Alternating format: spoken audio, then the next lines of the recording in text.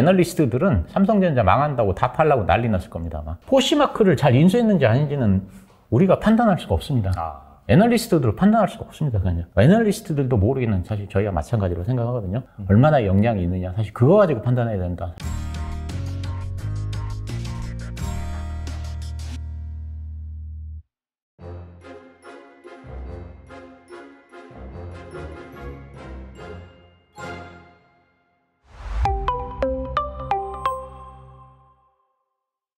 네, 1100만 저자님 모셨습니다. 안녕하세요. 예, 안녕하십니까. 예. 잘 지내고 계실까요? 예, 뭐 잘 지내고 있습니다. 주식이 좀 떨어져서 네. 사실 그렇긴 한데 뭐 그래도 괜찮습니다. 예. 그래도 워낙 약간 좀 장기적으로 네. 전망을 보시고 투자를 하시기 때문에 네. 크게 이제 개의치 않으신 걸로 알고 있어요. 네, 저는 뭐 기본적으로 한 5년씩 보고 그렇게 하고 있습니다. 예. 알겠습니다. 이게 힘든 장, 뭐 최근에 약간 반등하긴 했는데 네. 또 여기에서 약간 좀 더 갈 것이다, 아니면 조정 받을 것이다, 감론음박이 많이 있긴 한데 네. 사실 뭐 장기 투자자 입장에서 뭐 큰 그렇게 이슈가 예, 아니죠. 그렇습니다. 예. 알겠습니다. 그러면 저자님과 함께 또 하나하나 투자 아이디어 또 네. 짚어보도록 하는 시간을 갖겠습니다. 네. 지난번에 이제 저희 채널에 출연해 주셔서 네이버, 카카오 등 플랫폼 기업에 대해서 이제 장기적으로 좀 유망하다, 성장성이 있다라고 말씀해 주셨잖아요. 그 이후로도 좀 주가가 좀 조정을 받았어요. 네, 그러다가 CPI가 예상치를 하회하고 나서부터 급반등을 하긴 했지만 네. 뭐 아직까지 뭐 갈 길이 좀 네, 멀긴 하죠. 네. 그래서 약간 좀 여전히 같은 생각이신지 좀 궁금합니다. 네. 제가 일단은 같은 생각이긴 한데, 사실 제가 지난번에 말씀드린 거는 이제 성장주를 사라는 의미로 말씀을 드린 거고요. 그때 이제 워렌 버핏 할아버지께서 이제 뭐 10년을 보유하지 않을 주식은 뭐 10분도 보유하지 말라 이런 얘기를 하셨었는데, 그때 이제 제가 여기 와서 드린 말씀은 이게 장기 투자를 하란 말이 아니고 성장주에 투자를 하란 말이다. 이제 그런 해석을 제가 했습니다. 왜냐하면 아무리 10년을 갖고 있어도 10년 후에 올라야 의미가 있는 거지 오르지 않으면 의미가 없지 않습니까? 그렇죠. 그러니까 10년을 갖고 있지 않을 거면 10분도 하지 말라는 얘기는 10년 후에 크게 올라 있을 주식을 사라 이런 의미니까 결국은 성장주를 사라. 사실 저는 이런 의미로 파악을 했거든요. 이제 그런 의미로 이제 제가 그때 말씀을 드리면서 혹시 성장주를 고르는 데에 좀 이렇게 자신이 없는 분들은 그냥 플랫폼 기업을 사면 된다. 사실 그런 말씀을 드렸던 겁니다. 왜냐하면 플랫폼 기업이 성장성이 뛰어나기 때문에. 근데 이제 그 네이버, 카카오 말씀드리자면 솔직히 저는 카카오는 잘 모르겠어요. 왜냐하면 이제 카카오는 제가 공부도 별로 안 했고 그리고 이제 너무 내수 편향적이어서 사실 잘 모르겠는데 이제 네이버 같은 경우에는 제가 굉장히 긍정적인 시각을 가지고 있습니다. 왜냐하면 네이버는 이제 사업이 점차로 글로벌화되어 가고 있기 때문에 이제 성장성이 크다는 게 이제 제 생각입니다. 그래서 이제 오늘은 제가 네이버에 대해서 좀 말씀을 드리려고 준비도 좀 해오고 그렇게 했습니다. 네. 그렇다면 이제 네이버 좀 상황을 제가 아는 선에서 네. 좀 짚어본다라고 한다면 사실 네이버는 카카오만큼 많이 빠지지 않고 네. 그래도 어느 정도 이제 많이 빠지지 않는다라고 해도 반토막은 났었어요. 맞습니다. 반토막 정도 예. 난 상태에서 그래도 제 개인적으로 봤을 때 20만 원은 안 깨질 거라고 생각했었거든요. 예, 저도 마찬가지입니다. 근데 네. 갑자기 그 북미에 네. 우리나라로 치면은 약간 당근마켓이라고 네, 볼 수 네. 있죠. 포시마크 인수 이슈가 발표가 되면서 그때 네. 이제 외국인들이 엄청 팔아가지고 네, 네, 순식간에 주가가 그때 최저가 기준은 15만 5천 원까지 네. 빠진 걸로 알고 있어요. 네. 최근에 약간 좀 반등을 하는 것 같긴 한데 네. 확실히 좀 주가가 레벨 다운 됐거든요. 맞습니다. 그래서 네. 이제 어떻게 생각하시는지 좀 궁금합니다. 이제 포시마크 말씀하신 대로 이제 그 인수하면서 이제 외국인들 많이 팔고 공매도 치면서 뭐 특히 뭐 시티 증권에서 이제 매도 의견 내고 이러면서 떨어졌는데 결론은 이제 너무 비싸게 샀다는 거지 않습니까? 결국. 예. 그래서 떨어졌는데 이제 제 의견을 한번 말씀드리면요. 이제 자 네이버가 이게 포시마크를 인수했다고 하니까 주식 애널리스트들이 이제 너무 비싸게 샀다고 막 그러면서 호들갑을 떨면서 목표 주가를 낮췄거든요. 근데 이제 한번 생각해 보면 자 애널리스트들이 이 거래에 대해서 뭘 알겠습니까? 저는 애널리스트를 별로 모른다고 생각합니다. 애널리스트들이 포시마크에 대한 기업에 대해서 뭘 알겠고 사실 또 이 네이버가 포시마크와 이 협상을 하는 과정에 대해서 뭘 알겠고 사실 잘 모른다고 생각하거든요. 그래서 그냥 저는 이런 경우에는 사실 이제 이 애널리스트들의 말을 믿고 막 주식을 파는 것보다는 일단 그 네이버의 그 경영진, CEO들을 이제 봐야 된다고 생각합니다. 왜냐하면 이 거래에 대해서 가장 잘 아는 사람은 결국 네이버의 CEO입니다. 그렇죠. 네, 그래서 근데 이제 네이버의 CEO가 그 이후로 이 거래에 대해서 상당히 낙관적인 견해를 표명을 했거든요. 자, 이제 보면은 최시현 대표가 이제 말을 한 거 보면은 작년에는 매출이 포시마크의 20%에 불과한 디밥이라는 회사도 16억 2천만 달러에 인수된 만큼 네이버가 포시마크를 16억 달러에 인수한 것은 굉장히 합리적인 가격이고 외국에서도 이 가격이 굉장히 합리적인 평가를 한다 이런 얘기를 했습니다. 자, 디밥이라는 업체는 그 포시마크에 비해서 매출이 20% 되는데도 불구하고 같은 가격에 다른 회사가 인수를 했습니다. 사실 그러면 이 거래 자체는 이제 그런 관점에서 보면 나쁜 거래는 아니고 잘한 거죠, 거래를.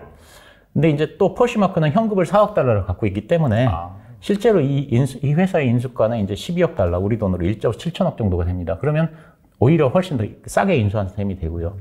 그러면서 이제 최수연 대표는 리셀, 이 중고시장 규모가 2026년에는 312조 원 규모로 성장할 것으로 예상돼서 현재는 시장의 태동기이고 그래서 매우 큰 가능성이 있다라고 말씀을 하셨습니다. 그리고 최수연 대표는 네이버가 신규 사업을 진출할 때 고려하는 것이 첫째 글로벌인가, 둘째는 그 시장에서 1등을 할 것인가. 사실 이거를 고민하는데 포시마크가 여기에 해당된다. 이제 이런 말씀을 하셨습니다. 자, 그럼 한번 생각을 해보면요. 2026년이면 312조 규모로의 성장을 하는 분야에 1조 7천억을 들여서 그 분야에서 글로벌 1등하는 업체를 샀다. 그럼 이것이 이제 애널리스트 말대로 과연 그렇게 잘못된 의사결정이냐? 최수연 대표의 말대로라면 잘못된 의사결정은 아닌 걸로 판단하거든요. 그러니까 사실 이런 경우에는 제 생각은 이 거래가 우리 투자자 입장에서 잘된 것인지 잘못된 것인지 막 파악하려고 노력하지 말고 네이버의 경영진을 믿을 수 있는지 없는지 사실 그거를 판단해야 된다고 생각합니다.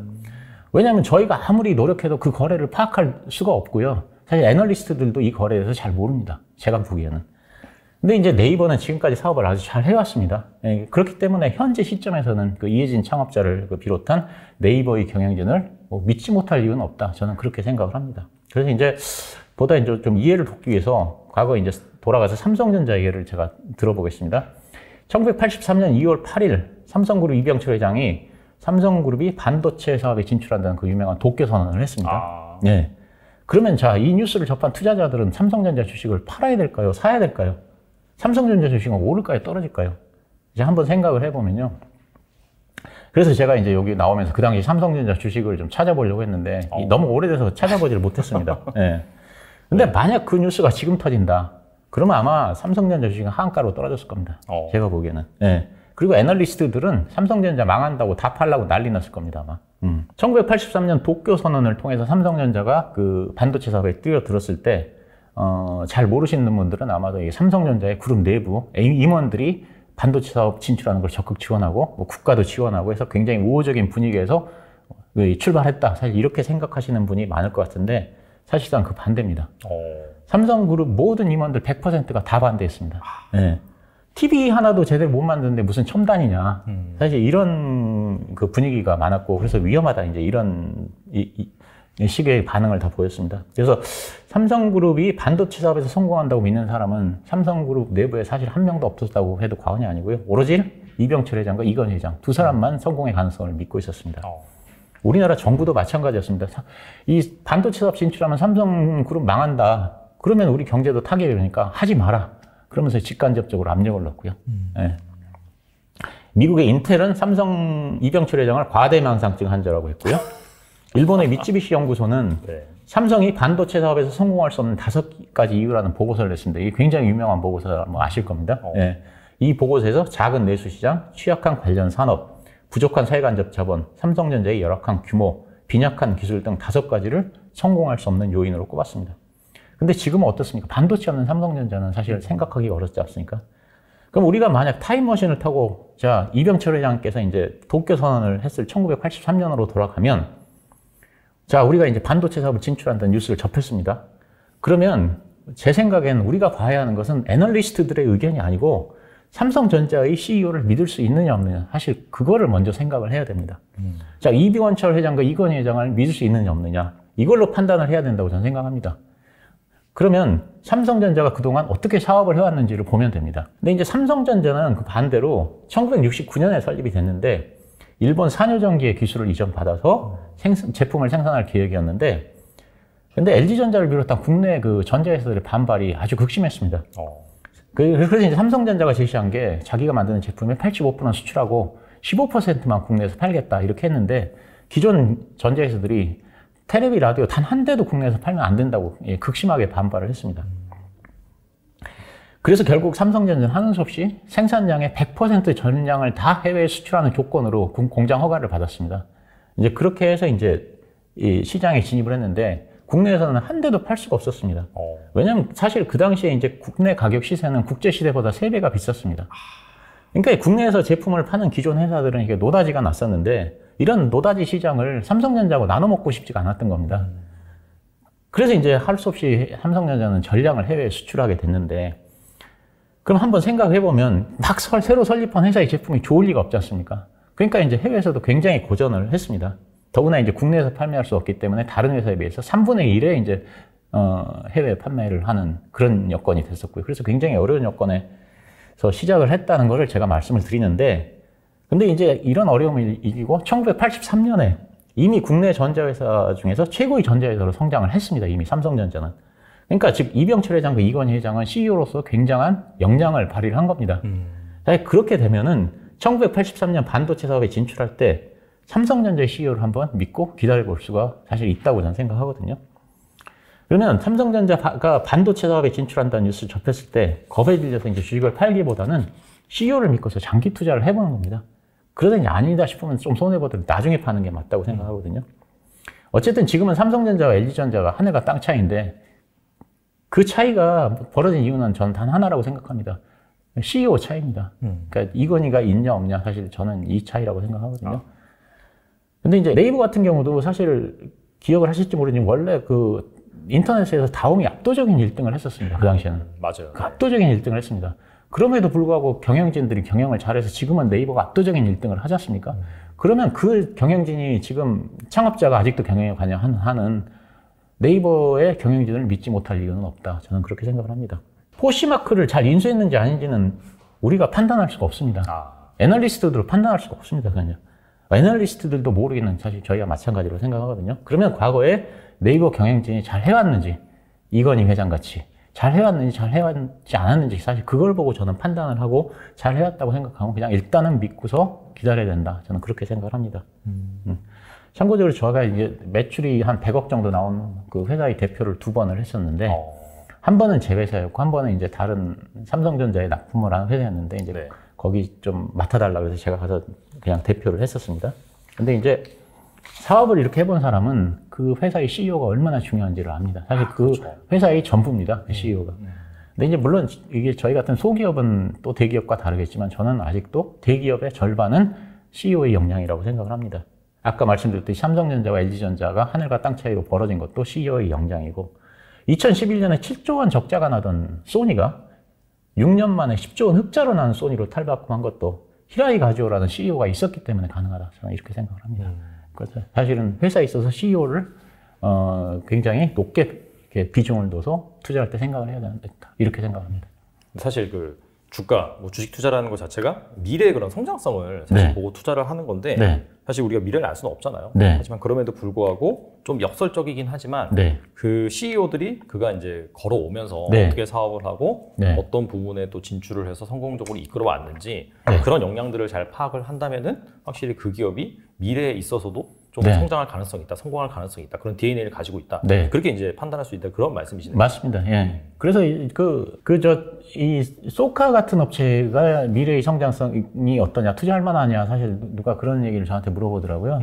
그래서 저는 그렇게 얘기를 했습니다. 이런 그 초기 기업은 그 어떤 기업의 그 사업 모델을 보고 판단하는 게 아니고 CEO의 역량을 가지고 판단하는 거다. 왜냐하면 아직 아무것도 그려지지 않은 상태이기 때문에 이런 기업을 판단할 때는 CEO를 믿을 수 있느냐 없느냐, 얼마나 역량이 있느냐, 사실 그거 가지고 판단해야 된다. 사실 저는 그렇게 말씀을 했습니다. 그 이건희 회장 같은 경우가 그때 이제 제가 책을 봤는데 계열사 사장들한테 이제 10년 후에 사업을 대비해라 이런 지시를 내렸다고 합니다. 그래서 이제 막 이제 그 이게 CEO들이 다 준비를 해가지고 이건희 회장한테 딱 보고를 했는데 10년 후에는 뭐를 하겠다 이런 걸 보고를 했다고 합니다. 근데 이건희 회장이 굉장히 불같이 화를 내면서 아니 1년 앞도 못 내다보는데 무슨 10년 앞에 이런 사업이 있을지 없을지 니네가 어떻게 하냐. 내가 10년 앞을 보고서 준비하라고 한 거는 그런 인재를 확보해라. 사실 그런 지시였는데 너희들은 뭐 엉뚱하게 딴짓을 하고 있냐. 사실 이렇게 얘기를 했다고 합니다. 사실 기업에 있어서 사실 사람, 인재, 사실 뭐 기업의 절반 이상이다. 저는 그렇게 생각을 합니다. 그러면 이제 네이버 같은 경우에는 그럴 가능성이 있다라고 판단하시는 게 과거의 뭐 그런 행적들, 뭐 대표적으로 뭐 라인 같은 경우에도 성공을 시켰고, 그 다음에 최근에 웹툰이라든지 그런 부분 같은 경우에도 글로벌 시장에서 상당히 좀 선전을 하고 있고 추가적으로 최근에 또 M&A 많이 했잖아요. 맞습니다. 국리 최대 무슨 뭐 소설 뭐 플랫폼 같은 그런 업체들도 그런 것들이 이제 봤을 때는 잘 가고 있다. 방향 설정이 제대로 됐다. 그렇게 이제 보시는 건가요? 경영을 잘해왔다고 생각합니다. 왜냐하면 초창기 아까 말씀드렸듯이 다움이 압도적으로 1등을 하는 시장이었고 또 야후라는 업체가 한국에 진출해서 뭐 야후가 1등을 하네, 다움이 1등 하네 이런 상황이었는데 지금 보면은 네이버가 경영 능력을 발휘해서 지금은 압도적인 1등이지 않습니까? 그거 자체가 경영자로서 경영 능력을 발휘했고 저희가 인정해 줄 만하다. 저는 그렇게 생각을 합니다. 그럼 이해진 의장이 계속해서 이제 경영에 관여를 하고 있고 최근에 이제 최수연 CEO 맞나요? 최수연. 최수연 CEO 같은 경우는 M&A 전문가라고 알고 있는데 그러면 이 둘의 조합이 괜찮다 이렇게 보시는 거겠네요. 예, 그렇습니다. 예, 저는 그렇게 생각합니다. 예. 특히 이제 이해진 그 창업자의 역량을 저는 높이 평가하고 있는 거죠. 예, 왜냐하면 이미 너무나 많은 것을 보여줬기 때문에. 알겠습니다. 2020년, 2021에 돈 못 번 사람들은 정말 부끄러워요. 그건 아무나 돈 벌 때예요. 모든 사람이 돈 버는. 근데 그게 저는 또 2030년 전후로 온다고 봐요. 그럼 그때까지 아무것도 안 하냐? 아니거든요. 그때 왔는데 여러분 준비를 안 하고 있으면 못 잡아요. 그럼 여러분 기술의 판이 바뀐다는 거예요. 지금은 또 새로운 기술을 기반으로 해서 새로 50년 주기가 시작되는 시점에 와 있다. 근데 여러분 운 좋게 지금 이 시장에 숨쉬는 사람들은 그 50년 기회가 한번 잡을 수 있게 됐다는 거예요. 어려운 게 아니거든요. 사람들이 어렵게 보거든요. 투자라고 하면은 전혀 아닙니다. 모를 때는 어려워요. 알면은 쉽거든요.